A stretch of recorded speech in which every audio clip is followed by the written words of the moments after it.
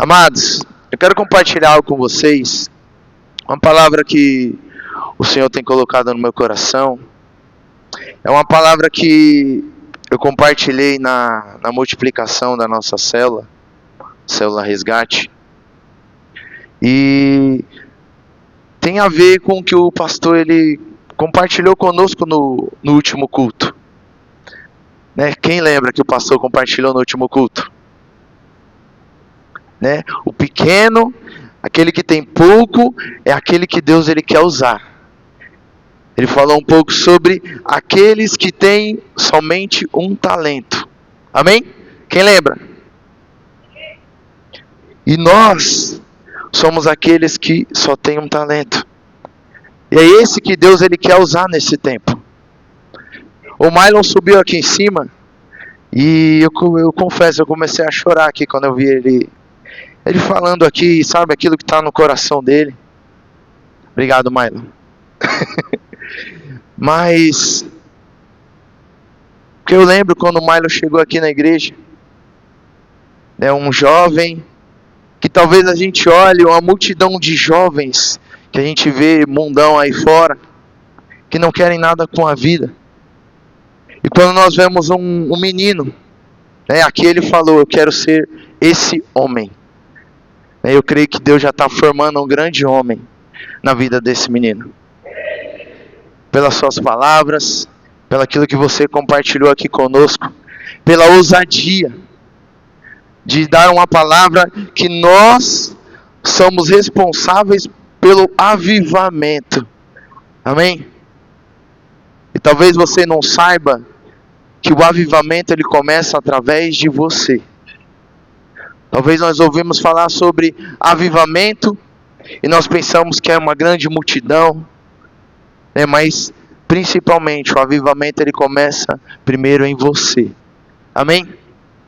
Você pode dizer isso comigo? O avivamento, primeiramente, começa em mim.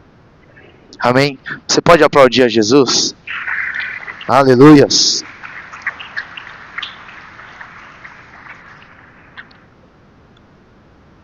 E o título que eu dei para essa ministração, que eu quero falar com vocês nessa noite, é a multiplicação começa com o que eu tenho. Coloca aí, Jefferson, para nós. O título aí.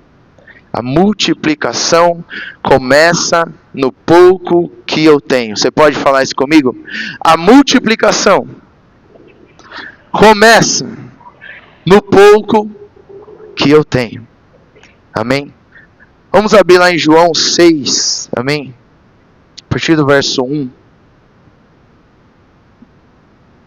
Que diz assim: depois dessas coisas, atravessou Jesus o mar da Galileia, que é o de Tiberíades. Seguia-o numerosa multidão, porque tinham visto os sinais que ele fazia na cura dos enfermos. Então subiu Jesus ao monte e assentou-se ali com os seus discípulos. Ora, a Páscoa, festa dos judeus, estava próxima. Então Jesus, erguendo os olhos e vendo que grande multidão vinha ter com ele, disse a Filipe: onde compraremos pães para lhe dar de comer? Mas dizia isso para experimentá-lo, porque ele bem sabia o que estava para fazer. Respondeu-lhe Filipe: não lhe bastariam 200 denários de pão para receber cada um o seu pedaço? Um de seus discípulos, chamado André, irmão de Simão Pedro, informou a Jesus: está aí um rapaz que tem 5 pães de cevada e 2 peixinhos, mas isto o que é para tanta gente? Disse Jesus: fazei o povo assentar-se, pois havia naquele lugar muita relva. Assentaram-se, pois, os homens em número de quase 5.000. Então Jesus tomou os pães e, tendo dado graça, distribuiu entre eles, e também igualmente os peixes quanto queriam.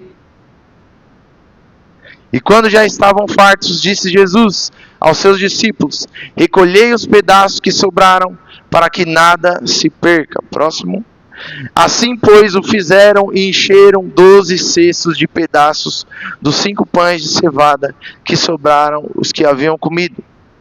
E havendo, pois, os homens o sinal que Jesus fizera, disseram: este é verdadeiramente o profeta que devia vir ao mundo. E sabendo, pois, Jesus que estavam para vir com o intuito de arrebatá-lo para proclamarem rei, retirou-se novamente sozinho para o monte. Amém? Eu gostaria que você fechasse seus olhos agora.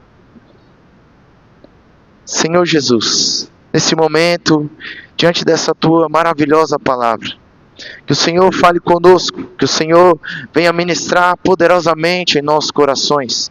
Me usa, Pai, sem reservas, como instrumento da tua verdade e de tua palavra viva que está diante de nós.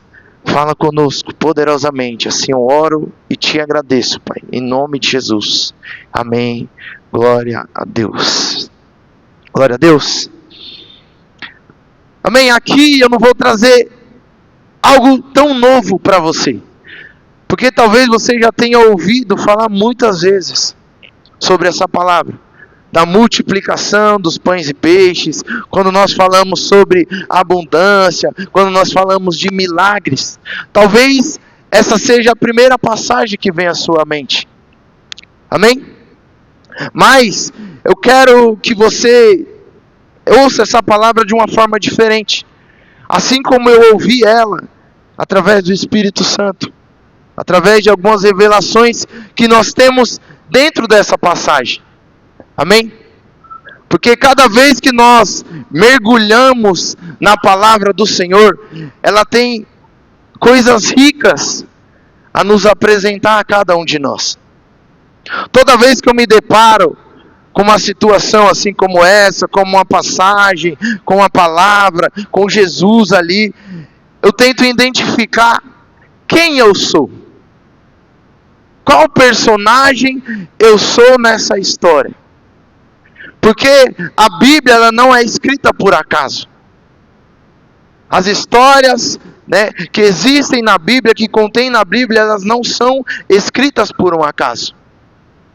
Eu já vi pessoas que ficam se perguntando: mas por que não aconteceu isso? Por que não está escrito na Bíblia? Como é que apareceu as outras pessoas, se só tinha Adão e Eva? Eu falei: eu não sei. Se não está na Bíblia, é porque Deus não achou importante. Não é verdade? Se não está na Bíblia, é porque não tinha relevância na minha vida, relevância na sua vida. Então, de alguma forma, Deus fez, mas Ele não quis colocar na Bíblia. Mas uma coisa eu trago uma seriedade na minha vida, é porque se essa história, ela está escrita na Bíblia, de alguma coisa, Deus Ele quer falar conosco. Amém? Então tem inúmeros personagens que nós podemos encontrar em uma passagem na Bíblia. Amém? E nessa ocasião aqui tem muitos personagens. Amém? E aqui acontece essa história, para a gente contextualizar.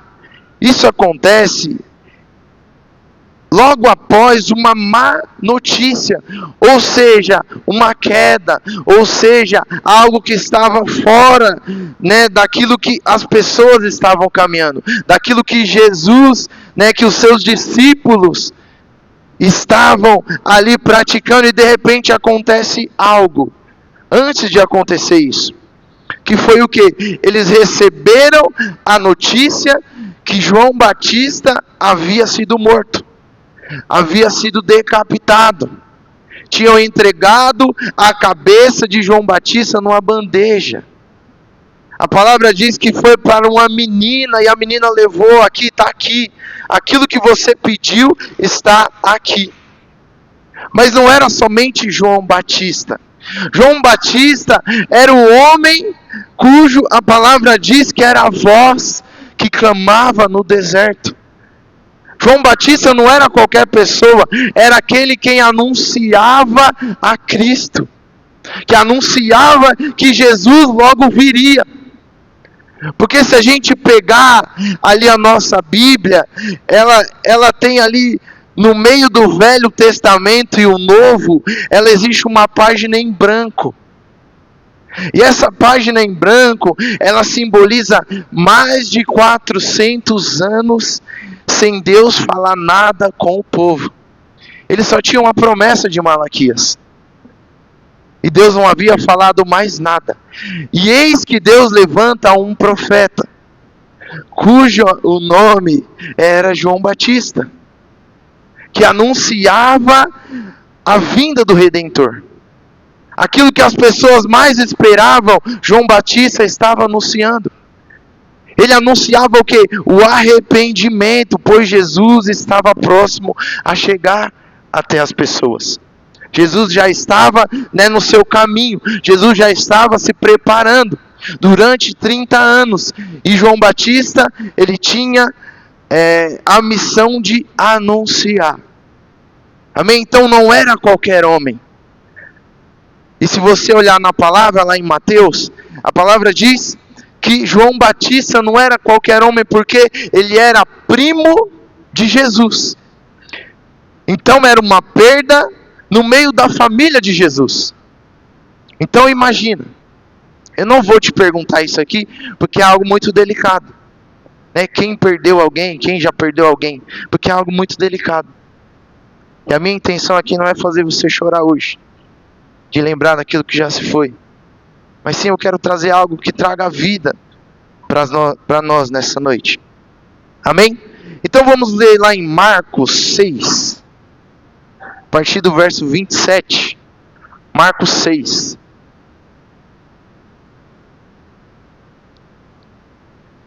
Que aqui é a mesma passagem, amém? Só que em outra perspectiva. Que diz assim: e enviando logo o executor, mandou que lhe trouxessem a cabeça de João. Ele foi e o decapitou no cárcere. E trazendo a cabeça num prato, entregou a jovem a esta, e por sua vez a sua mãe. E os discípulos de João, logo que souberam disso, vieram, levaram-lhe o corpo e depositaram no túmulo. Agora vamos lá no verso 30. Diz assim: voltaram os apóstolos, eles ficaram sabendo dessa notícia. Voltaram os apóstolos à presença de Jesus e lhe relataram tudo quanto haviam feito e ensinado. E ele lhes disse: finde repousar um pouco à parte no lugar deserto, porque eles não tinham tempo nem para comer. Digam comigo: não tinham tempo nem para comer. Amém? Visto serem numerosos os que iam e vinham. Só até aí. Amém? Então aqui, eles receberam a mensagem, relataram a Jesus e tudo que eles estavam fazendo. Aqui nós percebemos que antes dessa multiplicação dos pães e dos peixes, eles estavam no meio do ativismo ali. Eles estavam com a mão na massa, com a mão no arado da obra do Senhor. E receberam essa mensagem. A palavra diz que Jesus ele se retira para um lugar que era mais deserto, porque ali ele queria refletir sobre aquilo. Jesus ele já sabia de tudo que Deus tinha para a vida dele, mas ali foi um baque. Porque Jesus, assim como eu, como você, era carne. Ele sentia. Jesus chorava. A palavra diz que ele se compadecia das pessoas. Imagina perdendo um ente querido. Então ele se retirou para um lugar mais deserto. Aonde era essa cidade? E ele pede algo para os seus discípulos: se assentem. Agora eu imagino os discípulos contando tudo aquilo que eles estavam fazendo, as pessoas que eles estavam curando através de Jesus. E Jesus ele fala: espera aí um pouquinho, vamos nos assentar, descanse. Amém? A palavra que Deus tem para nós é descanso. Amém? Na mesa de Cristo, nessa mesa, na mesa da ceia, Ele nos chama não para fazer algo, mas sim para descansar.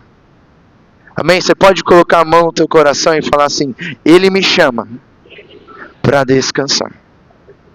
Amém? Jesus pede para eles se sentarem e descansar. Então, enquanto você come e descansa, Jesus ele já estava preparando, porque eles estavam indo para essa cidade. E a palavra diz que eles não tinham tempo para comer. Não tinham tempo porque iam chegando muitas pessoas, muitos necessitados. E eles precisavam dar conta de toda essa demanda. Porque imagina, né, hoje, com a internet. Hoje já acontece isso, mas imagina o próprio Jesus vindo em algum lugar e as pessoas sabendo: Jesus está em tal lugar, Jesus está em tal igreja. O que não ia lotar? Pensou, pastor Antônio? Jesus vai estar lá na vida na palavra, lá em carne e osso. O que não ia encher de gente essa igreja? Não ia ter cadeira, gente. Não ia ter cadeira. Agora imagina, no meio de tudo isso, Jesus ele pede para que eles se assentem, para que eles descansem. Curar enfermos e alimentar faz parte das necessidades das pessoas. Mas tem mais algo que aquelas pessoas estavam necessitadas. Amém? E é nessa necessidade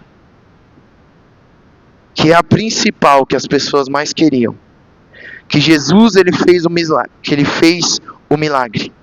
Vamos lá em Lucas 9, verso 10. Lucas 9, verso 10. Aqui a mesma passagem, mas porém uma outra perspectiva. Ao regressarem, os apóstolos relataram a Jesus tudo o que tinham feito. E levando-os consigo, retirou-se à parte para uma cidade chamada Betsaida. Mas as multidões, ao saberem, seguiram-no. E acolhendo-as, falava-lhes a respeito de quê? Do reino de Deus, e socorria os que tinham necessidade de cura. Então, a primeira necessidade aqui que Jesus detectou naquele povo, nós começamos a ler em João, ele não falou nada sobre isso. O que Jesus ele ensinava. Nós lemos depois em Marcos também não falou sobre isso.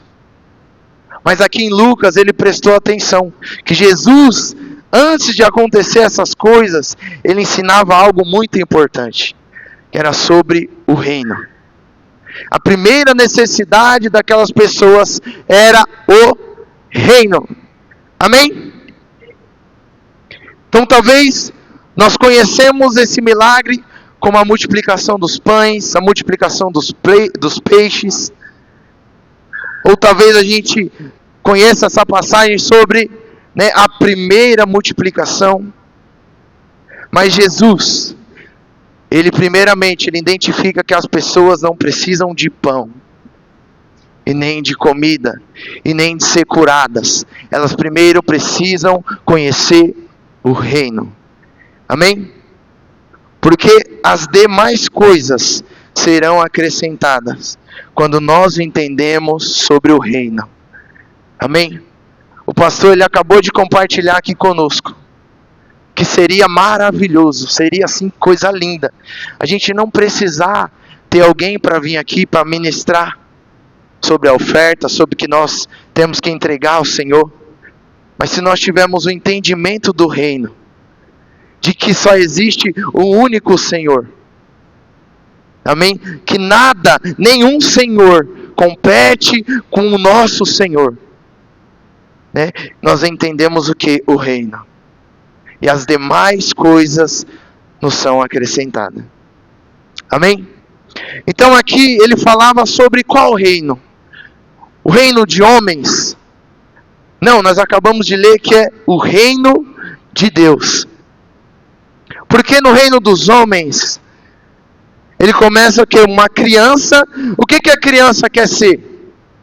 Ela logo, esses dias eu estava falando com uma criança, ela falou, não vejo a hora de ser o quê? Adulto. Eu não vejo a hora de fazer meus 18 anos.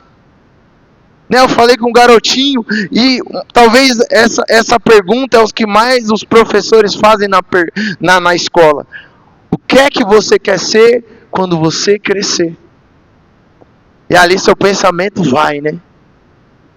Se eu perguntar para você, não sei se você vai lembrar, aquilo que você respondeu para sua professora, para o seu professor, é o mesmo que você é hoje? Talvez seja diferente demais, né, daquilo que você tinha, né, o seu sonho de criança. Mas Deus tem coisas maiores. Amém? Você pode olhar para alguém que está do seu lado, cutucar ele assim, fala assim para ele: Deus tem coisas maiores. Deus tem um propósito maior na sua vida. Aleluias! Então todo menino, ele quer ser um homem. E todo homem, quando chega, né, fiz meus 18 anos, poderia, né, chegar no auge. Mas não, todo homem ele quer ser o quê? Rei. Ele quer governar. Enquanto não estiver tudo sob o controle dele, ele ainda não se tornou aquilo que ele queria. Isso no reino dos homens. Isso no reino natural. Nós aprendemos, as pessoas aprendem aí no mundo o quê? Que você só é alguém pelaquilo que você faz, pelaquilo que você se torna, pelo seu cargo. Não é verdade? Mas no reino de Deus é totalmente ao contrário. Amém? Quando é perguntado a Jesus sobre o que nós podemos fazer para herdar, né, para ser rei nesse reino de Deus, Jesus ele fala: você deve ser como uma criança. Espera aí, inverteu tudo agora. Imagina uma pessoa que está ali lutando, né, estudando, né, fazendo de tudo para herdar algo, e Jesus pega uma criança e fala: você tem que ser como essa criança para herdar o reino de Deus. Em outras palavras, ele fala que você precisa descansar, porque o reino de Deus é diferente. Amém? Então, o reino de Deus é diferente. Paulo diz que o reino de Deus não é comida e nem bebida. São aquilo que não pode faltar numa festa. Imagina você ir numa festa, né, que não tem comida e não tem bebida. O que você vai fazer? Eu vou me embora. Essa festa aqui é mó paia. Não tem o que comer, não tem o que beber. Eu vou fazer o que aqui? Eu vou me embora. Mas o reino de Deus, Paulo diz que é o que? Justiça e alegria no Espírito. Em outras palavras, Paulo está dizendo a justiça que vem de Deus. Não é festa. Mas se você estiver ligado na justiça que vem de Deus, não é você se perguntar por que acontecem essas coisas, mas sim para que está acontecendo isso. Como a justiça de Deus, ela vai se manifestar nessa ocasião, nessa circunstância. Amém? Justiça e alegria no Espírito. Uma pessoa que entende isso, que entende o reino dessa forma, ela é uma pessoa imparável. Amém? Você quer ser imparável? Você quer ser imparável? A palavra diz que você é imparável. Mas se você colocar a sua vida, seus pensamentos no reino de Deus, amém? A felicidade está em Cristo e não nas circunstâncias. Amém? Então aqui eu quero compartilhar com vocês que essa multidão que vinha até Jesus, ela tinha 3 necessidades. Diga assim comigo: 3 necessidades. A primeira que eu falei era o quê? Alguém? Reino. A segunda era o quê? Que Jesus fez depois de pregar? Cura. E a terceira, que é o que nós mais prestamos atenção, era o quê que eles tinham? Fome. Eram 3 necessidades. Diga comigo, a primeira, reino. A segunda, cura. E a terceira, fome. Então vamos voltar lá para João 6, verso 5.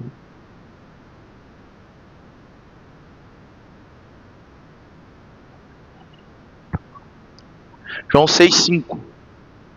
Aleluias.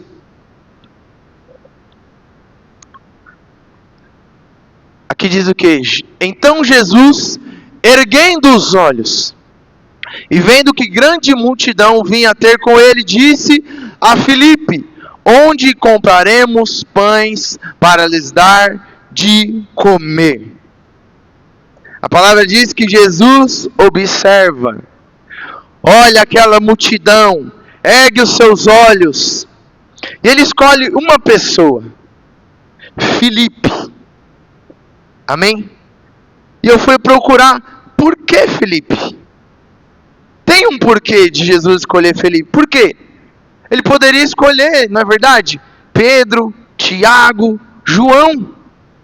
Eram os seus discípulos mais próximos. Eram os seus, vamos dizer, os seus conselheiros. Os acontecimentos mais extraordinários aconteceram com esses 3 homens: Pedro, Tiago e João. Mas por que Jesus, ele olha aquela situação e chama Filipe? Diga assim comigo: a Bíblia explica a própria Bíblia. Vamos lá em Lucas 9. Nós acabamos de ler, Lucas 9:10. E regressaram os apóstolos e relataram a Jesus tudo o que tinham feito. E levando-os consigo, retirou-se à parte para uma cidade chamada Betsaida. Aqui nós temos o nome da cidade. Agora lá em João 1:43. Nós vamos descobrir por que ele escolhe Filipe. João 1:43. Diz assim: respondeu-lhe Jesus, não murmureis. Não, João 1:43. No dia imediato, resolveu Jesus partir para a Galileia e encontrou a Filipe, a quem disse: segue-me. Ora, Filipe era de Betsaida, cidade de André e de Pedro. Amém? Então a Bíblia explica a própria Bíblia. Então não é qualquer pessoa. Jesus não escolhe aleatoriamente. Porque ele tinha os seus discípulos que ele mais usava, que eram os que mais queriam estar junto. Não era o que eram os mais usados, mas sim os que se dispunham mais. Jesus ia orar, quem ia com ele? Pedro, Tiago e João. Tinha hora que dormia, tinha hora que eles dormiam. Mas Jesus olhava e falava: o que você está fazendo aí? Eu chamei vocês para orar. Acorda. É igual seu líder. Ele te chama: ei, eu não te chamei para vir para o culto, para ir para a célula. Volta para o caminho. Então Jesus, ele não chama qualquer pessoa. Ele chama alguém perito naquele lugar. Eles estavam passando em Betsaida, aonde Filipe morava, aonde Filipe tinha conhecimento. E o que Jesus ele quer nos dizer? Filipe talvez ele tinha um conhecimento do lugar. Talvez Filipe olhasse para a vida dele e falasse: eu conheço o padeiro fulano, o padeiro que trabalha no mercadinho, tem uma tia também que sabe fazer pão, que mora em tal casa. Tem um empresário tal que pode financiar isso. Mas quando Felipe ele olha para essa situação, ele vê que sai do seu controle. Porque ele olha para Jesus, e talvez Felipe fosse bom de conta, né? Porque Jesus ele escolhe alguém que conheça de matemática, talvez. Porque ele olha e fala para Jesus, mesmo se a gente trabalhasse, juntasse um dinheiro, 200 denários, não era suficiente.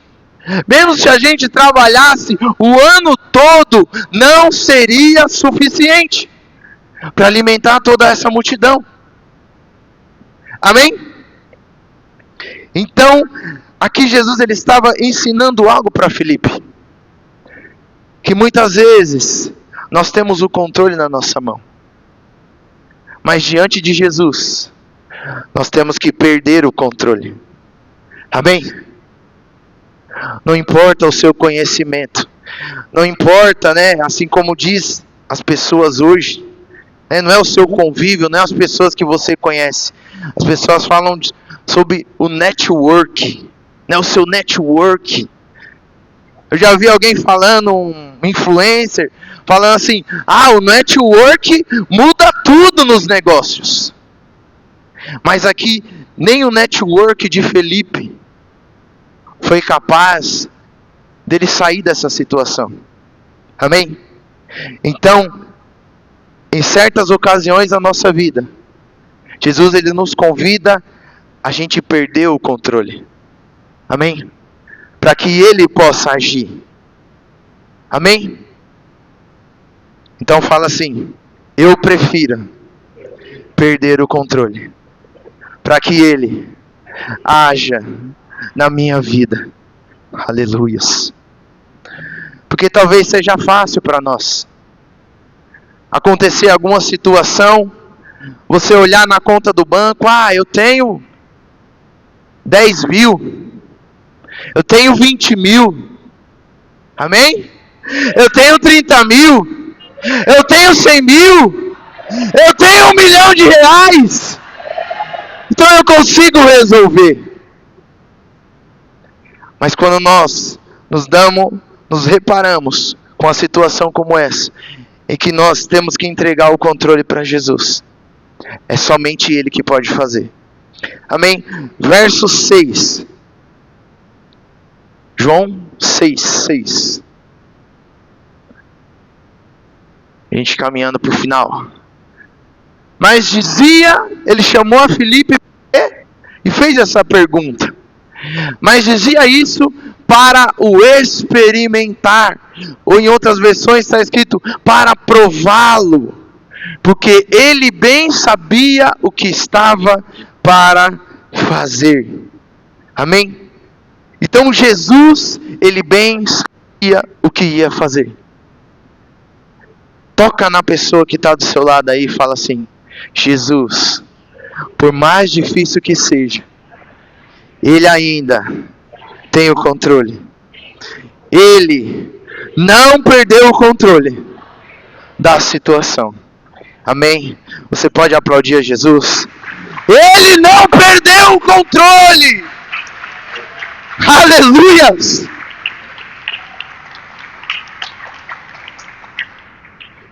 Então o nosso Jesus, Ele é maravilhoso, porque Ele já sabe o que Ele vai fazer em nossa vida. Mas Ele faz questão de nos ouvir. Ele faz questão de nos ouvir. Ele chega para você e fala, e aí, o que você tem a fazer? O que você vai fazer? Mas Ele já sabe, Ele tem o controle. Amém? E lá no verso 8 diz que apareceu outra pessoa. Outro personagem. Verso 8. Aleluias. Um de seus discípulos, chamado André, irmão de Simão Pedro, informou a Jesus, está aí um rapaz, ou um menino, que tem 5 pães de cevada e 2 peixinhos, mas isto que é para tanta gente? Só até aí. Começou bem, mas acabou, meio incrédulo. Assim faz parte da família, Porque aqui é falado que André também era de Betsaida, assim como Pedro. Então, mas Jesus, ele faz a pergunta para quem? Para Filipe. E André, todo para frente, como seu irmão, né, já está no sangue. Ele falou: Senhor, tem um menino aqui, que ele tem 5 pães e 2 peixes. Começou maravilhosamente bem. Mas, ainda isso, o que é isso para tanta gente? E aí, talvez os discípulos, né, opa, agora vai. Aí quando ele fala isso, aconteceu igual seu irmão. Pedro começou a andar sobre as águas e de repente afundou. Eu imagino, porque eu entro na história, mas eu fico imaginando a cena, como é que aconteceu. Jesus aparece no meio do mar. E Pedro, né, o Pedro, irmão de André, ele fala: se é o Senhor, me chama aí que eu vou. E agora eu fico imaginando a cara dos discípulos olhando: esse aí é doido. Vai fazer o que no meio da água? No meio da tempestade? E de repente, Pedro vai e dá um pulo. Pisa firme. Imagina a cara dos discípulos olhando: ixi, deu certo. E agora?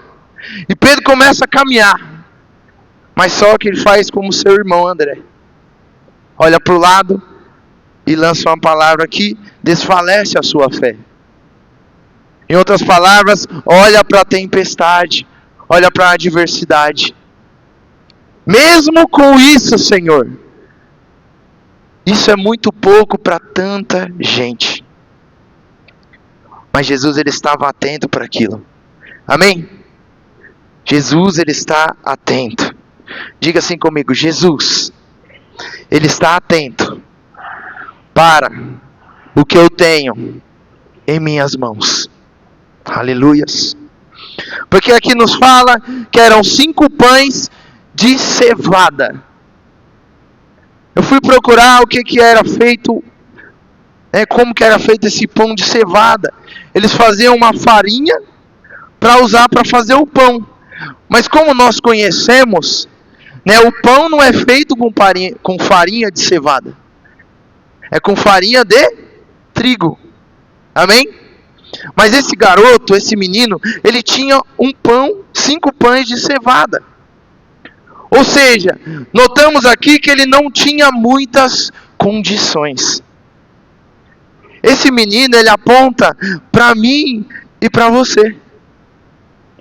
Que no meio da caminhada, no meio que nós estamos, talvez nós olhamos para nós e não temos muitas condições. Não temos muita palavra. Talvez nós olhamos para nós e falamos: eu não tenho tantos talentos. Mas Jesus, ele está olhando atentamente para aquilo que você tem.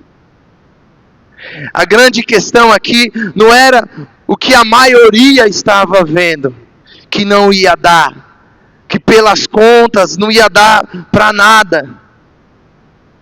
Talvez Judas, eu não vou julgar, mas como nós conhecemos o histórico, que não é muito bom, talvez Judas estava olhando aqueles pãozinhos e aquele peixe, falando assim: vamos comer entre nós aqui, ó. Abafa, esquenta, menino. Vamos comer entre nós aqui, ó, e vamos seguir viagem. Porque a primeira coisa que eles queriam fazer, eles olharam para Jesus e viram a multidão chegando. Senhor, não vai dar, eles estão com fome. Eles estavam vindo aonde Jesus estava pregando sobre o reino. Então eles estavam aprendendo e seguindo a Jesus. Eles estavam cansados tanto quanto os discípulos e com fome. Imagina aí, crente com fome. Hoje foi uma galera lá para casa. Saímos daqui da reunião, todo mundo com fome, imagina. Parecia a praga dos gafanhotos. A gente comprou 2 sacão de pão. A Jaine olhou: meu Deus, quanto pão. Vocês acham que vão fazer com... o que esse tanto de pão? Só espera, Jaine. Só espera.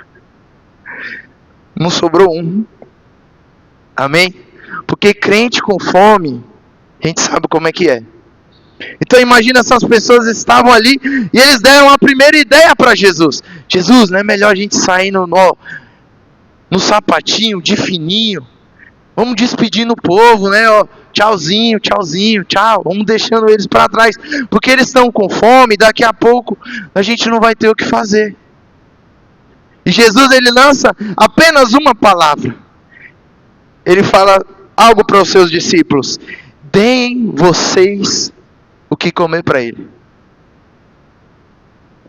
Então, se Jesus ele chama os discípulos para fazer isso, é porque ele tinha algo em mente. E nós lemos aqui que Jesus ele pede para que eles se sentem, né, para descansar e também comer. Mas até agora não ouvimos falar de comida. Até agora ninguém tinha enchido a barriga. Eles continuaram fazendo algo. Eles continuaram a fazer algo com Jesus. Então, ele entrega os 5 pães de cevada, que era um pão, vamos se dizer, de baixa qualidade. Eu estava lendo que a cevada é também um alimento que as pessoas levavam para alimentar os cavalos. Agora imagine, esse menino fez um pão de cevada. E aqui também fala que são 2 peixinhos. Na perspectiva de João, né, se a gente olhar nos outros evangelhos, eles falam peixes. Mas aqui João, ele, como era aquele que estava mais perto de Jesus, ele percebeu que eram peixinhos, então era algo pequeno. O pastor até falou aqui, né, sobre a piabinha. Coisa ruim é você pegar piabinha. Você prepara, quem é que é bom de pesca aqui? Quem é bom de pesca? Quem é bom de pesca? Levanta a mão, Gustavo? Aí ó, estão te entregando, Gustavo. Quem é bom de pesca? Agora imagina, Gustavo, vou falar para você diretamente. Você que entende. Ó, o menino que entende de pesca, gente. Imagina, você prepara a sua vara de pescar. Prepara a melhor isca. Você joga lá na água e fala, agora vai vir. Vou pescar o quê? Um tubarão. Você já imagina que vai ser um peixão. Não é verdade? Porque você é um menino de Deus, que não vai contar a história de pescador, né? Não vai inventar. Você vai falar, eu peguei porque eu peguei. Agora você prepara tudo isso e joga, aí de repente, pegou a isca. Você vê lá o anzol, a vara se mexendo, você vai lá, começa a puxar, quando vem uma piabinha. Imagina que coisa frustrante. Mas esse menino, ele levou 2 peixinhos. Eu fui procurar saber o porquê que eram esses 2 peixinhos. Esses 2 peixinhos é exclusivamente levado por esse menino, porque esses peixinhos eram como aqueles que talvez tenha no mercado. Hoje é mais difícil ver. Mas era aqueles peixinhos que vem salgado, cheio de sal. Você não pode, né? Você vê lá um peixinho, mas você não põe a boca naquilo, pelo amor de Deus. Ali é sal puro. Então era um peixinho que vinha bem salgado. Então esse menino levava esses 2 peixinhos para colocar no pão. Então o sabor que não era tão bom daquele pãozinho de cevada compensava no sal do peixinho. Então era algo, né, que dava para comer. Era comestível. Amém? Então esse menino, ele levou isso. Ele estava preparado. E muitas vezes, aquilo que Deus falou no meu coração, e muitas vezes nós vamos para o culto, nós vamos para a célula, e nós não vamos nem preparado. Talvez nós vamos para o culto, nós vamos para o ambiente. O Jefferson até falou um pouco sobre isso, sobre a gente valorizar a presença de Deus. E é isso que ainda falta muito em nós. Talvez a gente chega num culto como esse, ou qualquer culto de domingo, que a gente esteja sendo alimentado, e a gente dá uma inquietação, é uma tomação de água, é uma olhação para olhar no relógio, para ver que hora que vai acabar. E muitas vezes nós não viemos preparados. Amém? Então nós notamos aqui que esse menino que não tinha nem nome, ele foi preparado. Para onde Jesus for, eu já estou preparado. Para onde Jesus andar, eu já estou preparado, eu já estou com o meu alimento. Não sei se ele vai acontecer aqui, se ele vai nos despedir, mas se ele continuar, eu vou atrás. Eu estou preparado. Amém? Então, por quê? Por que esse menino, ele entrega tudo que ele tinha nas mãos de Jesus? Porque a primeira necessidade que nós falamos aqui foi o quê? Que Jesus saciou, foi o quê? Falar sobre o reino. Então por que esse menino ele entrega tudo o que ele tinha nas mãos de Jesus? Porque Jesus já sabia o que ele ia fazer. E Jesus, a palavra não nos conta, mas se somente ele foi achado, somente aquele menino tinha algo naquele dia.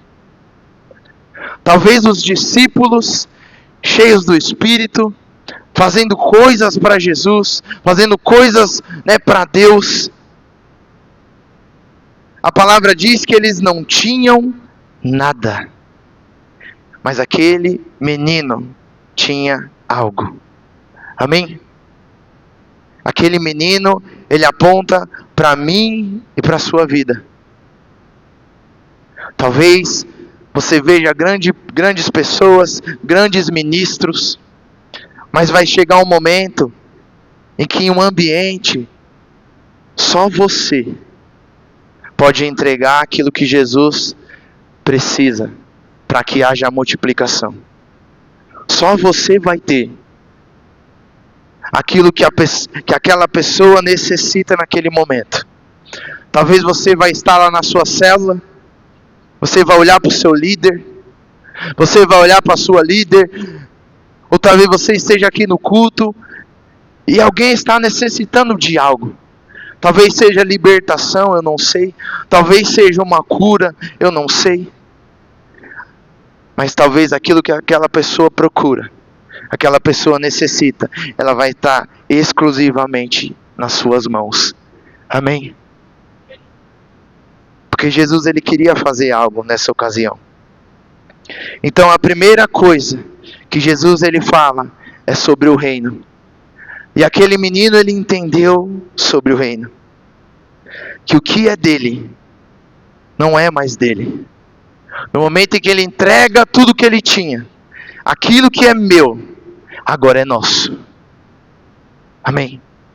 Aquilo que é meu, agora é nosso. Tão exclusivamente, Jesus pregou sobre o reino. Para que esse menino, a palavra diz que é um menino.